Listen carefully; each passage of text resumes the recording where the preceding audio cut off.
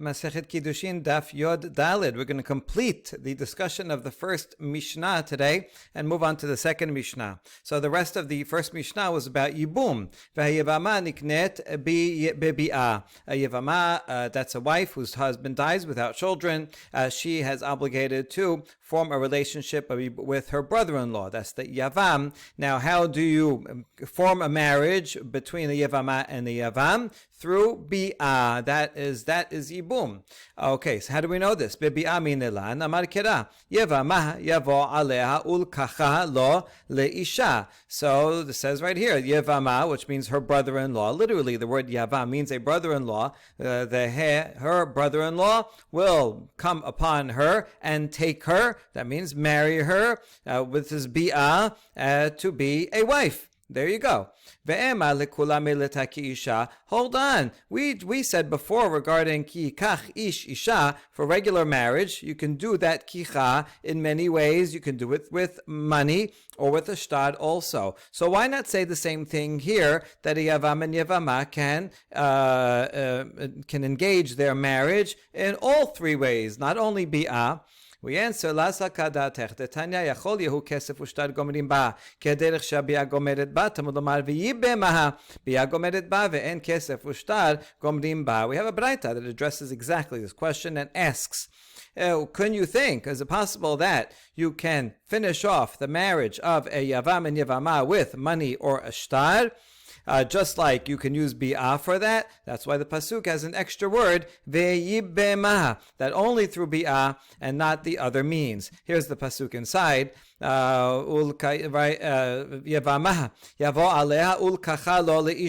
You could have stopped there, right? He will be with her. Take her. So maybe it means take her, and any means, all three means that you can take a wife. No, the extra word, v'yibbe, yes, is something special, that there's only one way to take her, and that's through bi'ah. Hold on, maybe that extra word is coming to teach us that Yibum works even against her will. If a Yavam has bi'ah with the Yavama, even against her will, hopefully he doesn't do that, but if he does, then the Yibum still takes effect, and they're fully married. So maybe we need the extra word for that. You're right. This pasuk is, we can learn two things from it, because it could have just written v'yibem. He would do yibum. You don't have to add the extra pronoun v'yibem otah. So the long elongated form of the word means that we can learn both halachot. So that's simple enough. That's how we know that in order to enter into yibum, only bi'ah works and nothing else. Now, to leave the yibum connection, if there's a zikah, so how can you end it? Ba'chalisa. There's two ways actually to end a yibum relationship, a zikah. One is chalitza, another one is the death of that brother-in-law, which we'll get to in a minute. So chalitza, what's the source for that? Minelan dichtiv v'nikra shemo b'Yisrael bet halus hana'al kevan shahalas b'hana'al hutera lechol Yisrael. The pasuk talks about in detail if the guy says that he does not want to take her as a yevama, so they go to the Kenim, and she says, my brother-in-law does not want to uphold the name of Israel, the name of his brother in Israel. He doesn't want to do yibum, and they call him there. And it ends here. Everyone says he will be called Bet Halus Hana'al. There is a shame upon this brother, a living brother, that he does not uphold the name of the deceased brother, and therefore he should always be called forever in all of Israel the house of the one who did the unsandaled one who did the halisa. Okay, so from here, since it says Be Yisrael and it talks about halitza of the shoe, so we learn from that pasuk that once you do halisa, she is permitted to everyone in Israel. From the word Yisrael, that's how you know that once you do halisa, she can marry anybody she wants. Okay, good. Hi Yisrael, and then we ask, hold on, are we going to use the word Yisrael to teach that she is permitted to marry anyone in Israel after Chalisa? Rav Shemuel Bar Yehuda Israel bebetin she Israel velo bebetin shel nochrim. Hold on, we need that word already for a different teaching, that to do Chalitza you have to do it in a Jewish court and you cannot do it in a non-Jewish court, right? V'kadesh shemo beYisrael. And the answer is today beYisrael ketibe. Actually, it says the word Yisrael twice. Again, up here, Valatayim Shana Zikanim, right? Lakim Lachiv Shem beYisrael. So since we already have it there, so we can learn both of these laws.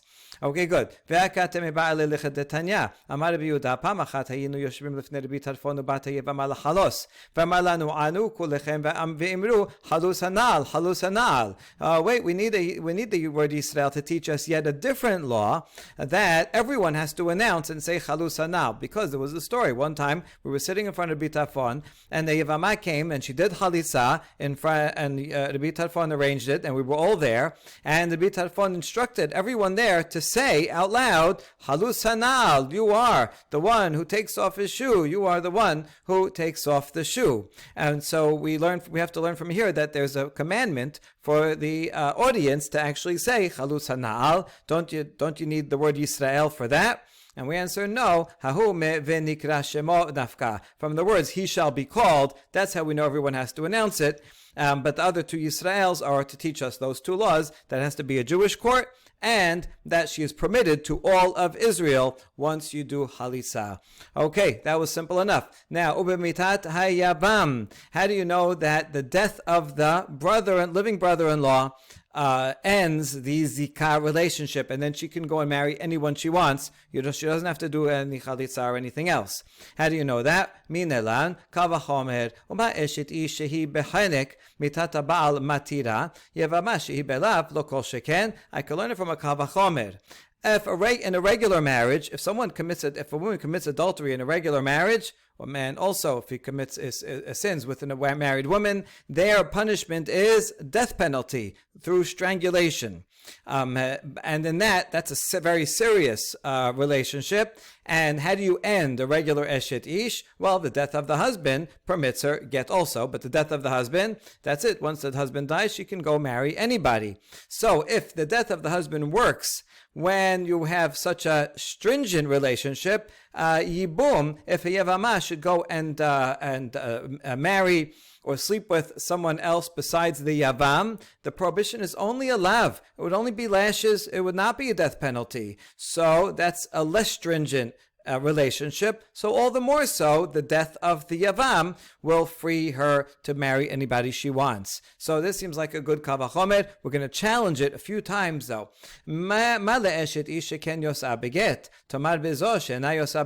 Hold on, you can't actually compare them, because in a regular relationship of eshet ish, she also can go free with a get.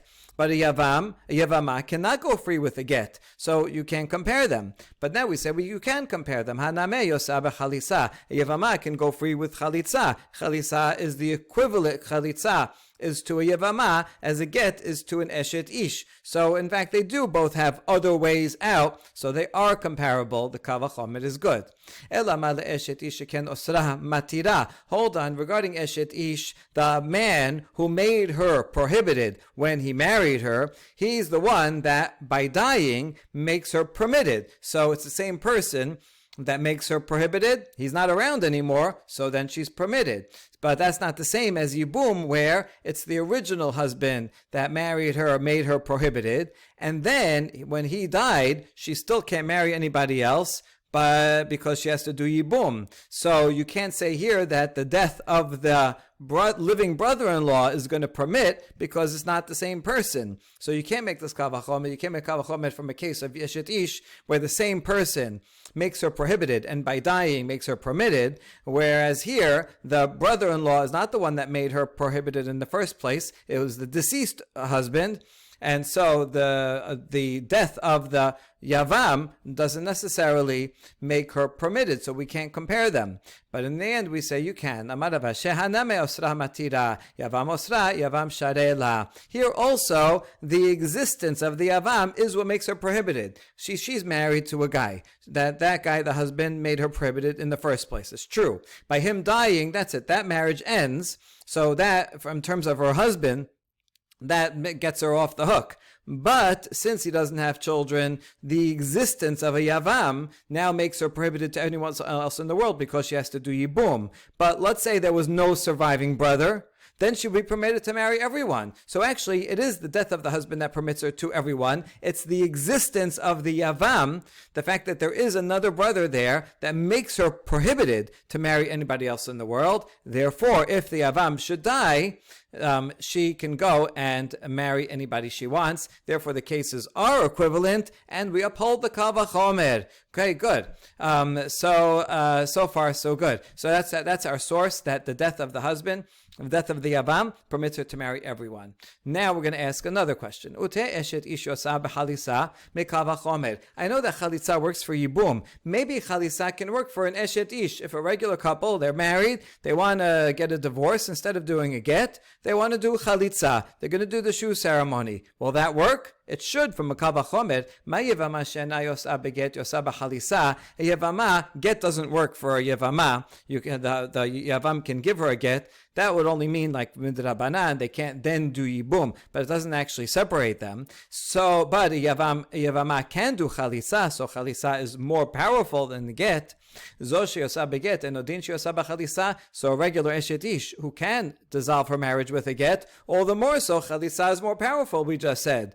So the Kal Vachomer would seem to say that you could do Chalitza to end a regular marriage. Amar kera sefer keditut sefer korta ve'en dabar echad korta. But the pasuk regarding divorce says, give her a scroll of severance. That's the only way to divorce her. It is through a scroll and not through anything else. So that pasuk will come to limit and say not Chalisa. Good. Now the opposite question. Maybe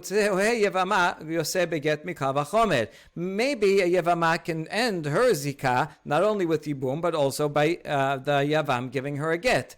Ma eshet ish she'en yosa b'chalisa yosa beget, zo sheyosa b'chalisa, and din sheyosa beget, and a regular marriage where she cannot use chalitza, but can end it with a get. So get is more powerful than chalitza. So Yevama, who can do chalitza, so it's more easily ended. All the more so, get, which is more powerful, should end that zikah. Sounds like a good Kal Vachomer. So how do we answer that? Amar kera kacha ve'kacha le'ikuba. The pasuk says the word kacha. It's right here. She says kacha ye'aseh la'ish. When she takes off his shoe, she says as to embarrass him, this is how a person should be treated who does not build the house of his brother. And this is what she says after she takes off his shoe and spits in front of his face. Right? This is a disgrace that this guy is so selfish that he can't do something to uphold and may have a child on behalf of his brother. Okay, the word kacha, it makes sense in terms of the sentence, but kacha in general is a limiting word, and say being kacha this way and not another way. The only way to get out of yibum zikah is through chalitza and not through a get. That's how we learn it. All right, this sounds good. Now we're going to go to a bit of a tangent of, in general, can a Kal Vachomer work even if there is a pasuk that says to stop it, right? In other words, even though you have the word kacha, but we also have a Kal Vachomer, so maybe we can take the word kacha, but then add the Kal Vachomer on top of it and say, even though it says kacha, but the Kal Vachomer says, right, that it's logical that it should be able to work. All right, so far we think that there is a Kal Vachomer, the kacha trumps the Kal Vachomer, and no, you can't do it anymore. We're about to see an example where we do have a pasuk that's a limiting word, and nevertheless, we have a Kal Vachomer that we would add on top of the limiting word and follow the Kal Vachomer. If not, that there is another limiting word to stop that Kal Vachomer. Okay, that's what we're going to prove from a different example from Yom Kippur. What you just said is that any time there is a limiting word, a special term that precludes another option, in this case it's a limiting word of kacha, that will break the Kal Vachomer and say, don't follow the Kal Vachomer. Is that true in general? Here's an example where there is a limiting word, and yet we try to learn something from a Kal Vachomer. We only stop the Kal Vachomer from a second limiting word. What's the example? In Yom Kippur, the Kohen Gadol brings Shnei HaSe'irim, 2 goats, one for Hashem, one for Azazel. How do you decide which one is which? He uses a goral, he uses a lottery. You have to do it that way. Later on in that chapter, in Acharemot, it says chukah. All the things that are mentioned in this chapter are a statute. That means that you have to do them exactly this way. You can't change. You can't make a different system. You have to follow this precisely. Good. So now we know that in order to designate the goats, you have to use a lottery, and don't try to use any other way. Ve'tanya ve'asahu hatat hagoral osa hatat ve'en Hashem oseh hatat. We learn in the Braita that in order to declare that one of the goats will be a korban hatat, it has to be done by lottery and not by verbal designation. Hashem, meaning, right, by saying a name. If the Kohen Gadol says, I want this one to be a hatat, sorry, you can't do it that way. You have to do it by lottery. Now, why do I need these words, ve'asahu hatat? You see, I already have chukah that says, do it as I said, don't add any other way. But yet, I have another limiting word, ve'asahu hatat. This is at the end of the pasuk of Aharon. We'll bring forward the goat, which the lot came for Hashem, and say, this one is a hatat la Hashem. Why do I need this extra word? Sheyachol. V'halo din huma b'makom shelo kidesh hagoral kidesh Hashem, makom shekidesh hagoral eno din sheikadesh Hashem. I could have built a kal vachomer as follows. In a place where the lottery doesn't work. Let's say a regular case of someone who has to bring two birds, one for an olah, one for a hatat. There are various examples of people that have to bring that. And now we want to figure out which one will be the olah, which one will be the hatat. Can you make a goral? No, you can't. A goral doesn't work. How do you make it? By someone saying it. The one who's bringing it, or the kohen will say, this one will be the hatat, this one will be the olah. So if in a place where you can't use a goral, you can use verbal designation, then on Yom Kippur, when you can use a goral, makom shekidesh hagoral eno din sheikadesh Hashem, all the more so, you should be able to use verbal designation also. Verbal designation seems like it's stronger. So that's what I would have thought. Talmud Omar ve'asahu hatat, hagoral oseh hatat, ve'en Hashem oseh hatat. That's why I need these words that based on the lottery, that's how you make it a hatat, only through the lottery and not through verbal designation. Now, v'ta'amad dema'ateh kera halav achida shinan kavachomer afagav dichti bechuka. Let's reflect on this, and we see the only reason why we are breaking the kavachomer is because we have the special pasuk ve'atzahu hatat. But if not for those extra words, then I would have applied the kavachomer, even though I already have a limiting word of chukah that says you have to do everything exactly. What you see from here is that one limiting word does not stop a kavachomer. You can build a kavachomer on top of a limiting word unless there's a second limiting word that tell you not to follow the kavachomer. And so over here, we should be able to say, even though it says kacha, maybe kacha is a limiting word. Yes, it is a limiting word, but we have a kavachomer that says not only chalitza, get should also work. So now we still need a source that you can't use a get. How are we going to break this kal vachomer?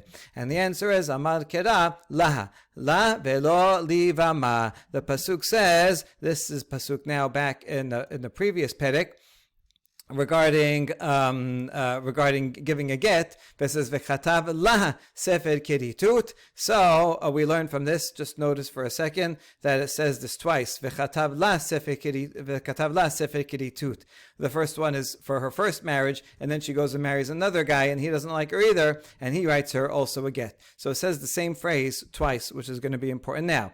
So from this first one we learn la and not for yevama, that you can use a get for a regular wife who you're married to, and you cannot use a get to separate a zikah from a yevama. This is the source. Even though we have kacha that says only this way with chalitza, but we could have built a kavachomer. That's why I need the word la to tell me that get works only for a regular eshet ish, not for a yevama. Now we ask, ve'ema la halishma. Hold on, I need the word la to teach me another thing, that a get has to be written for her sake, for this particular woman. He has to have her in mind and not someone else that happens to have the same name.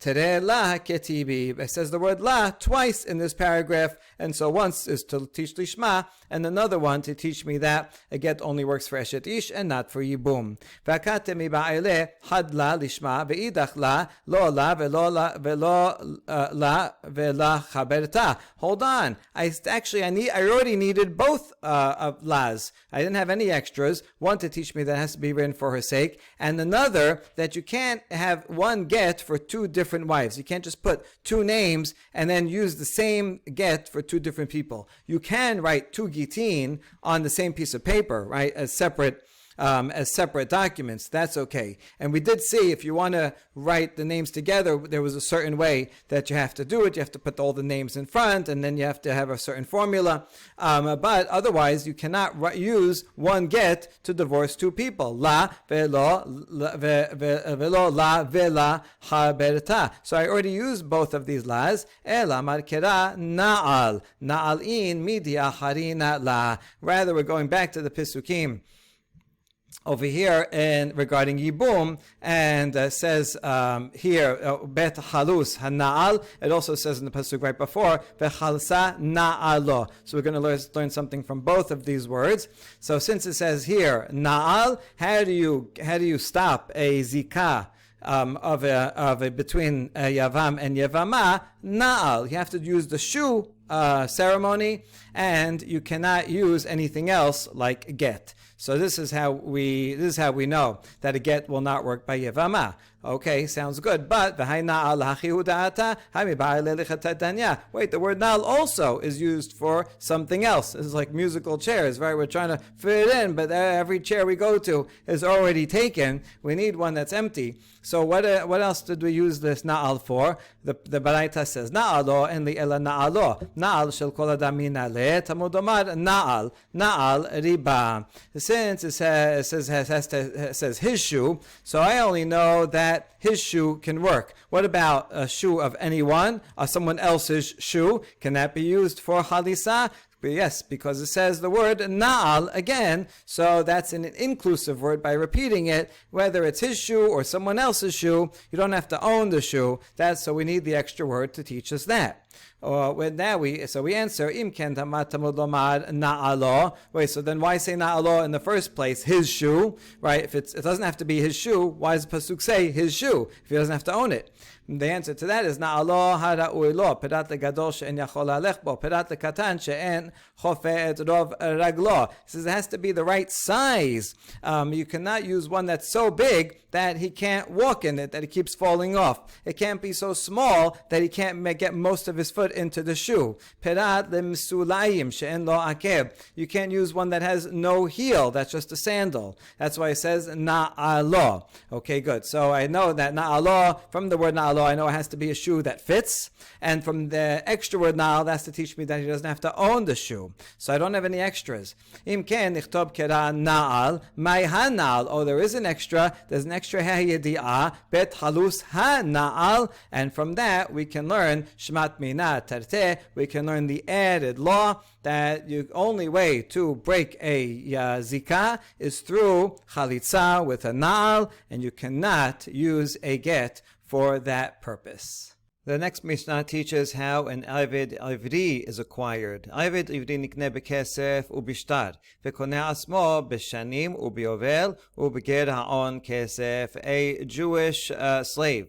We'll see different types of Eved Ivri.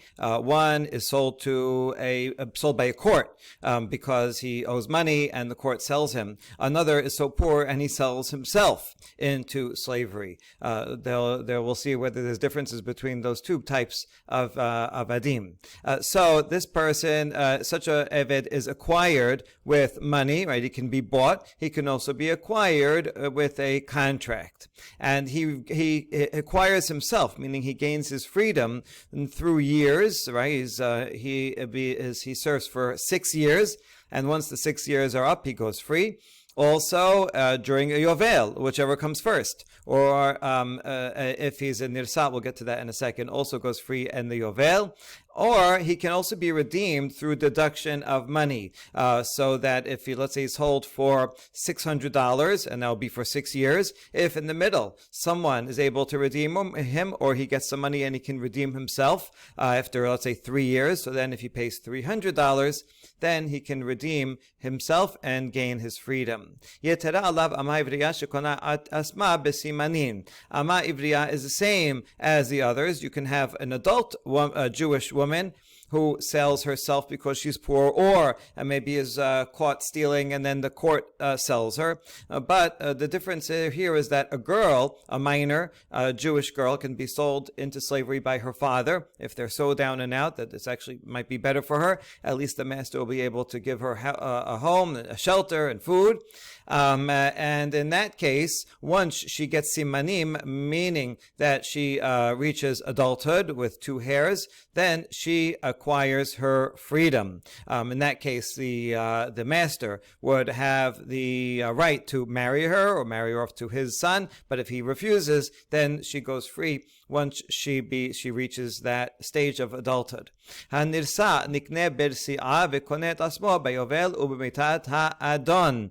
A Eved Ivri who decides he likes his master and wants to stay on longer, he is acquired through the piercing of his ear, and that person who stays on for longer than 6 years achieves his freedom either in the Yovel year, even that slave goes free, or if the master dies, an Eved Ivri does not get passed on to the heirs, unlike an Eved Kanani that's like property and gets passed on same way other property or land would, but an Eved Ivri is not passed on to one's heirs.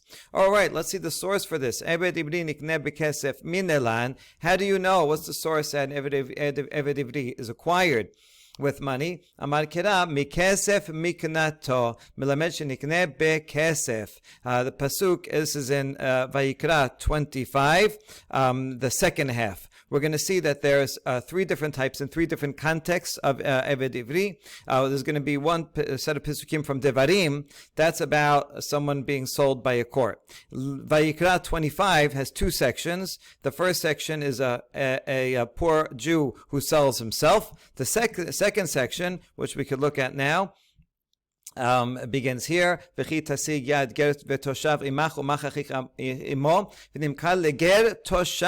Someone becomes poor and he gets sold to an alien. Ger toshav means a non-Jew, who someone from a different country who happens now to be living in Israel, and the Eved Ivri gets sold to him. So we have some laws about him. You have the right to redeem him. Maybe a brother or an uncle or a cousin, someone can redeem him. If they do redeem him, how does it work? So you calculate how many years from now until the Yovel, and you pay pro rata. According to the number of years that remains, you will pay back the owner who bought him mikesef miknato from the purchase price. What's the point? This mikesef miknato. So we learn from here, from the laws about redeeming such an Ayaved who's sold to a non-Jew. We see that when you redeem him, you have to deduct from the sale price kesef. That means that how was he sold in the first place? Through money. Good. So now we have a source for an Eved Ivri who is sold to a non-Jew. That acquisition is certainly totally with money. So we solved one category. But what about the other categories? What about an Eved Ivri whose owner is a Jew?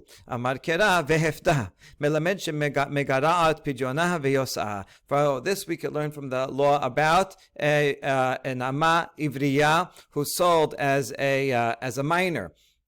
And in that case, if the owner does not want to marry her, then he has to help her be redeemed. That's vehefta. What does that mean, help her be redeemed? So, according to the number of years she would still have left, and she still owes, and you calculate a ratio according to the number of the amount that he paid for her. And the point is that the owner should give a deduction and help her get redeemed, make it easy for her so that she can have her freedom. The idea is that the purchase price, let's say when she was 9 years old, that purchase price is supposed to convert into a type of Kiddushin, and so that would be the ideal. If that doesn't happen, then he has to help redeem her according to the number of years that went by and that are still left. So we see from this that the fact that you deduct the amount from the sale price, that there was a sale price. So there you go. Now we have a proof for a second category of slaves. Ashkachan ama ivriya, huil miktasha bekesef, miknea bekesef. It is okay, fine. You gave us a source for ama ivriya also, but maybe that's particular to that case because a woman can be mikudeshet with money, and this is a type of slavery that transforms into kiddushin. So then that may be only in this case this ama ivriya can be acquired with kesef. But what about a regular case of Ived Ivri min elan? Amar kera ki yimachel lecha achicha ivri o ha'ivriya va'abadecha 6 shanim. Makish ivri le'ivriya. So for this, we're going to go to the pasuk in Devarim. If your brother, if it's sold to you, your brother, it's Hebrew or Hebrewiss. So this is talking about the context of someone who sold by force, meaning by a court. And it mentions a male servant or a female servant, and therefore we make a hekesh. Whatever laws apply to an ama ivriya also will apply to an eved ivri. We already proved about ama ivriya here, so that's how you know that an eved ivri also is acquired with money. Good. Ashkechan mecharu bedin. But that all source is only good for when someone is sold by a bedin. That's the context of Sefer Devarim. Because there he's sold against his will. Since it's against his will, you could say, well, maybe it's easier for that person to be sold, and that's why money works there. But if this person wants to sell himself, who said that he is acquired by money in that case? So we still need a source for that. And the answer is Yalif Sachir Sachir. We're going to make a Gezerah Shava between two Pesukim. It says the word Sachir in Vayikra 25:40. That is in the context of someone who sells himself. We can see that right here. 25:39 starts, when a person is so poor and he is sold to you, this is someone who sells himself. Don't give him a treatment like a slave. All right, let him treat him like a hired worker. The same rights that you would give to a day laborer, someone who works for you. This is, you have to treat him, even though technically he can't just not show up for work. He can't quit because he sold himself. But that's how you should treat him nicely, like that. So we have here the word sachir. We also have it in Devarim 15:18 in the context of someone sold by a court, and that says once he is ready to go free, don't be aggrieved, because in those 6 years, ki mishneh sechar sachir avadecha 6 shanim, he gave you double service, right? He worked for you, and you just had to pay for his food and clothing, but you didn't have to give him a salary, right? Because he was sold to you in the first place. I mean, the owner did pay something up front, but he gave you good service for 6 years, and therefore that's it. The time's up. Let him go free and help him out. So we see the word sachir there also. And therefore, through the Gezerah Shava, we learn that we already knew that someone who's sold by betin can be acquired with money. Now we know someone who sells himself, that's in Vayikra, the 25:40, also is acquired with money. Good. Ella, lemanda, so that works for the person who makes that Gezerah Shava. Ella lemanda la yalif sachir ma'ika lememar. We'll see in a second about this machloket, whether we make make this Gezerah Shavah or not. But right for now, if we don't have that Gezerah Shavah, then how are we going to learn about someone who sells himself? Amar Kira v'chi tasig musaf al inyan rishon v'lamed alyon mi tahton. In Vayikra, you have back-to-back 2 paragraphs. The first paragraph is about someone who sells himself. And then the next paragraph is someone that's sold to a non-Jew. And it's the words in between are v'chi tasig. That's the first pasuk of about the one who is sold to a non-Jew. So this vav is connecting the two, and since it connects the two, the second one is added to the first, so we can learn the first case from the second case. In the case of someone who's sold to a non-Jew, we already proved from there because you have the deduction that if you want to redeem him, so we already know that. And since these are connected with the vav, so we can learn the upper from the lower. And someone who sells himself also is acquired through money. Good. Uman tana de la yalif sachir sachir. Now, who is the tana that doesn't have this gezerah shava? Hay tanahu de tanya mocher asmo nimkar leshesh v'yater al shesh mecharuhu betin eno nimkar ela leshesh. The Tana who does not make the Gezerah Shavah between Sachir and Sachir must be the Tana Kama of the following Baraita, because he makes many distinctions between someone who's sold by a court and someone who sells himself. Here are the distinctions. Someone who sells himself can be sold for 6 years minimum, or even more than 6 years. You can say, I want to sell myself for more money and get more and serve for more years. However, someone who is sold by force, by a betin, because he owes money or he stole money, has a maximum ceiling of 6 years. Someone who sells himself, on the other hand, cannot be pierced with an awl. He cannot continue until the Yovel, whereas someone who is sold by betin, he can say, I like my master, I want to stay, and he will become a slave until the Yovel. Mocher asmo en manikin lo, mecharu betin manikim lo. Someone who sells himself, he is not given severance by the master after his term is up, whereas someone who's sold by betin, we give him severance as a misvat aseh for the master to give him severance to help him on his way, so he won't go back into debt and problems, but be able to start fresh. Hamocher atzmo en rabo moser lo shivcha kena'anit mecharuhu betin rabo moser lo shivcha kena'anit. Someone who sells himself, the master cannot give him a shivcha kena'anit to have children with. But someone who's sold by betin, the master can do that. So we see there's many differences according to Tana Kama.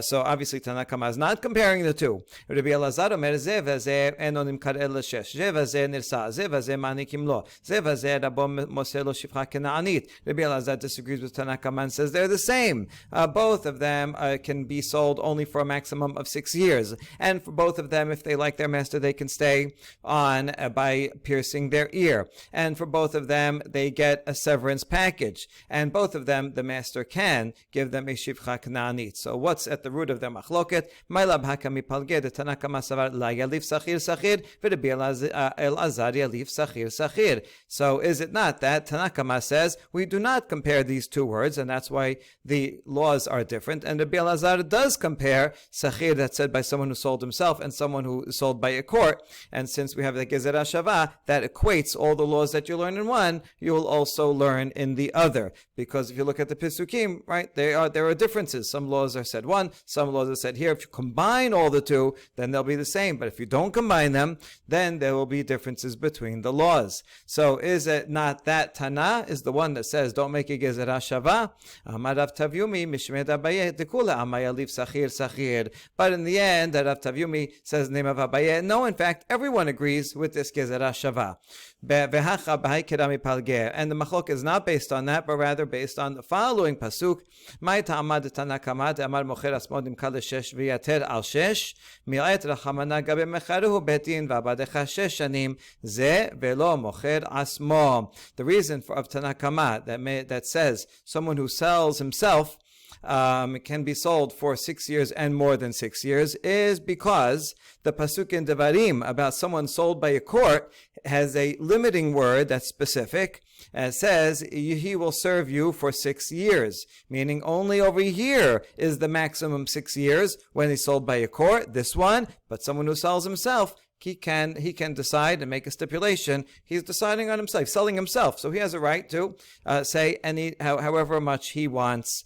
That's the source for Tanakama. Ve'idach and Rabbi Elazar. What is he going to do with that pasuk? Va'abadecha lecha velo layoresh. He already uses that pasuk to teach that an eved divri is given to you to work, but if the owner dies, is not sent off to, is not transferred to his heirs. Ve'idach and the Tanakama. What does he say about this law? Va'abadecha acharina ketiv. In fact, it says va'abadecha 2 times in the pasuk. One is up here, va'abadecha shesh shanim, and again at the end, lo yikshe benem shalchoto chavshi meimach, ki mishne sachar sachir abadecha. Right? Don't let it be don't be aggrieved by that you have to set him free because he already worked double service. That he worked for you. So we have the pasuk twice. So I can learn both this law about inheritance and the law regarding that only this one is 6 years, but the other one is not 6 years. V'idach Rabbi Elazar, hahu laharsaat adon hu da'ata. Rabbi Elazar says, no, the one in the last pasuk is needed for its own context. It's trying to appease the master. The master who gets a slave from the Bet Din, he should not be hard in his eyes to let him go free, right? He worked for you. You got what you needed out of him. He was a good worker. You didn't even have to pay him this whole time. So therefore, let him free with a smile. Give him a good severance package, and be happy that you were able to get that term of service already from him. And so they both have account for abadecha, but in fact the difference between them is how to use each of these instances of ve'abadecha. But in fact, everyone can agree to make the gezerah shava of sachir. Baruch Adonai leolam. Amen ve'amen.